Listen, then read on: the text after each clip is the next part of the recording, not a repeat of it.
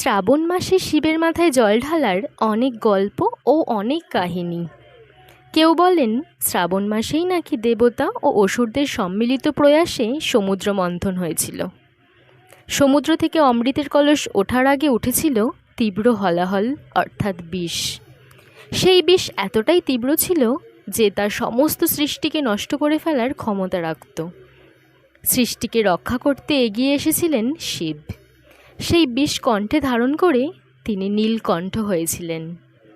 তাই বিঘ্ননাশা শিবকে এই সময় বিশেষভাবে অর্চনা করা হয়। শিব যেমন নিজে বিষ ধারণের কষ্ট সয়ে জীবজগৎকে রক্ষা করেছেন, তাই শিবের ভক্তরাও পায়ে হেঁটে কাঁধে বাঘ নিয়ে কৃচ্ছ সাধনার মধ্য দিয়ে পুণ্য সলিলে তাকে বিশেষভাবে অবগাহন করিয়ে পুজো করেন। আবার কেউ বা বলেন পার্বতীর সঙ্গে শিবের বিয়ে হয়েছিল নাকি শ্রাবণ মাসে, ফলে